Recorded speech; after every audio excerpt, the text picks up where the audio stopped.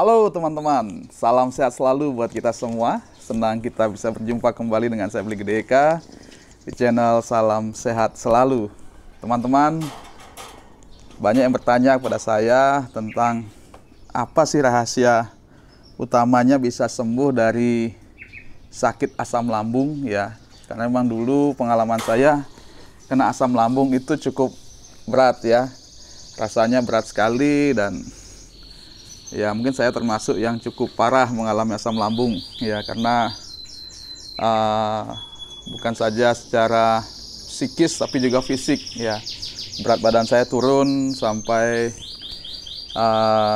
50 kg dan tentu itu sangat-sangat berat ya. Nah teman-teman, apa rahasianya sehingga saya bisa normal kembali seperti sekarang ini? Ya, badan saya bisa berisi kembali, bahkan agak gemuk ya. Jadi apa yang membuat saya bisa pulih ya, bisa normal seperti sekarang ini? Nah teman-teman, sebenarnya rahasianya menurut saya ya sangat sederhana ya, sangat simple ya. Dulu memang saya nggak mengerti, makanya saya sakit cukup lama ya, sampai 1 tahun. Tapi setelah saya tahu rahasianya, ya akhirnya pelan-pelan saya bisa normal kembali, saya bisa sembuh, saya bisa kembali pulih seperti sekarang ini. Nah teman-teman, apa sih rahasianya itu? Ya itu mungkin yang teman-teman tunggu. Nah sakit asam lambung ini akarnya sebenarnya kembali ke pikiran teman-teman. Ya itu akar utamanya. Memang ada banyak faktor lain yang seringkali disebutkan seperti pola makan, pola hidup dan sebagainya. Tetapi yang paling utama yang seringkali memicu asam lambung kita naik itu adalah faktor pikiran. Ya ini yang saya alami selama ini. Pikiranlah yang membuat saya dulu sulit sembuh, yang membuat saya dulu bolak-balik ya. Sekarang membaik, besok kambuh lagi. Minum obat, baikan, kambuh lagi. Dan sampai 1 tahun teman-teman ya, hingga badan saya jadi kurus ya. Tapi setelah saya bisa mengatasi pikiran saya ya, masalah pikiran saya, bisa mengelola pikiran saya, kondisi tubuh saya juga semakin baik ya, semakin normal, sehingga bisa pulih lagi. Nah teman-teman, apa rahasianya? Bagaimana kita membuat pikiran ini menjadi sehat kembali ya, menjadi bahkan dapat dibilang menjadi sumber kesembuhan kita. Rahasianya cuma satu teman-teman, buat hati kita senang. Itu saja teman-teman. Kalau saya berteori mungkin banyak teorinya, lakukan ini itu ya. Tapi kunci atau ide utamanya itu yang penting bagaimana kita happy, senang. Bagaimana saya bisa senang, saya kan lagi sakit. Nah inilah yang kita harus pikirkan. Apa yang bisa buat saya senang? Ya.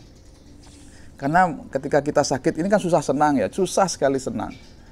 Tetapi kita harus berusaha atau berpikir, karena senang pribadi masing-masing itu kadang-kadang beda-beda. Ya, kalau saya dengan pelihara binatang, ya, dengan olahraga, dengan hobi-hobi saya senang ya. Rahasia itu disampaikan oleh teman saya waktu saya sakit dulu ya. Waktu itu sudah parah sekali, teman saya datang dan dia bilang, "Gede, lakukan hobi-hobimu." Ya, dia bilang begitu. Lakukan hobi-hobimu.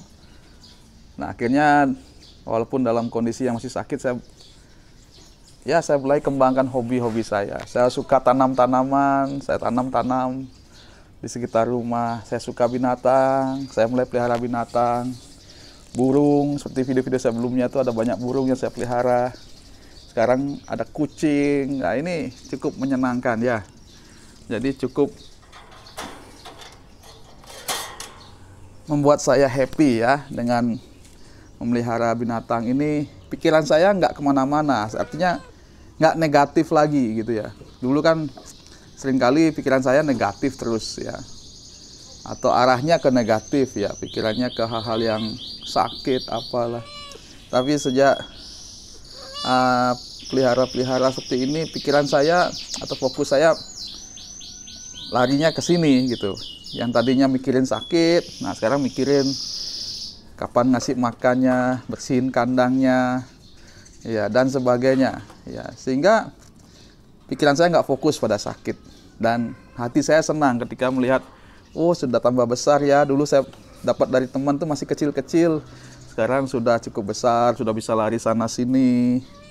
Ya, itu membuat senang sekali. Ya, apalagi kalau pelihara burung, burungnya bertelur, bisa berkembang, wah itu juga membuat hati senang. Suaranya bagus, beli dari tidak ada suaranya atau masih anakan, kemudian berkembang, keluar suara, wah itu membuat hati saya senang. Nah, mungkin teman-teman tidak sama hobinya dengan saya, tapi bisa kembangkan hobi teman-teman masing-masing, ya. Apapun hobinya, mungkin kalau yang laki-laki ada yang suka mancing, saya juga hobi juga mancing, ya.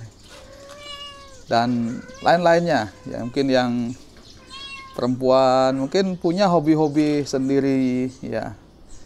Jadi coba dikembangkan sehingga pikiran kita nggak fokus pada sakit, tapi beralih dia ke hal yang lainnya. Kemarin tanya, beli bagaimana dengan main game? Saya biasanya kalau kambuh saya alihkan main game. Boleh juga, tapi jangan sampai ketergantungan saja dengan main game, ya. Bagus sebenarnya. Ya kalau lagi kambuh, ya alihkan pikiran main game sehingga, tapi jangan terus. Ya akhirnya terus-terusan seharian main game. Ya itu untuk mengalihkan perhatian saja, saya pikir nggak masalah, ya.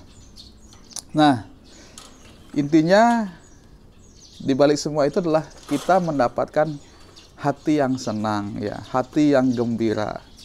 Ada yang orang bijaksana mengatakan hati yang gembira itu adalah obat, ya. Jadi itu adalah obat yang mungkin dapat dikatakan paling manjur, ya. Kalau hati sudah senang, kita lupa akan sakit-sakit kita, bahkan akhirnya banyak orang menjadi sembuh, ya, ketika hatinya menjadi senang. Makanya ada terapi musik, tujuannya apa? Membuat hatinya senang. Ya, ada terapi main musik, ada terapi ini itu.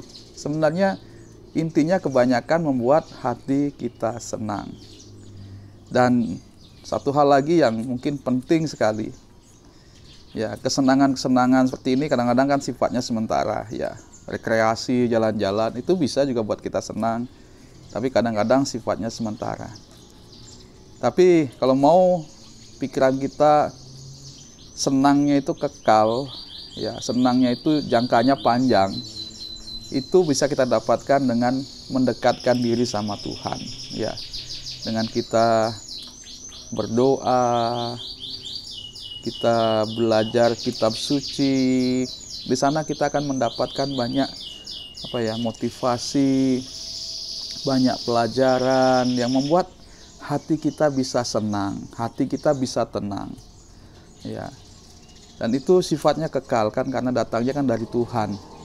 Tuhan sendiri yang kasih. Ketika kita berdoa minta supaya kita bisa senang, bisa tenang, Tuhan akan kasih. Dan itu sifatnya jangka panjang, karena antara hubungan kita dengan Tuhan. Karena memang seringkali yang menjadi masalah utama manusia itu hubungannya dengan Tuhan, ya. Itulah yang membuat kita seringkali takut, khawatir, cemas, ya. Tapi kalau hubungan kita sudah baik dengan Tuhan, kita dekat dengan Tuhan, maka hati kita akan senang dengan sendirinya. Walaupun mungkin kita nggak bisa pergi jalan-jalan, nggak bisa pergi jauh-jauh, tapi dengan kita bergaul dengan Tuhan, ya, hati kita akan sangat bahagia, karena sumber kebahagiaan sejati itulah dari Tuhan, ya. Jadi teman-teman, tak usah berlarut memikirkan sakit ini, ya. Saya tidak meremehkan sakit asam lambung. Saya tahu asam lambung, ya, cukup mengganggu, cukup tidak nyaman, sangat tidak nyaman, ya. Tapi saya selalu ingatkan teman-teman, ini hanya sakit biasa. Banyak orang mengalami, ya, saya dan teman-teman, dan ada ribuan, bahkan mungkin di dunia ini ada jutaan orang mengalami seperti kita. Karena semua orang punya asam lambung, dan semua orang potensi alami gangguan asam lambung, ya. Istilah seringnya itulah GERD, asam lambung naik, atau mungkin ada yang mengalami emah, tukak lambung, ya banyak yang mengalami, dan itu dipicu dari stres pikiran. Nah, kalau kita sudah bisa buat pikiran kita senang, pikiran kita tenang, maka asam lambung kita akan normal, ya asam lambung kita akan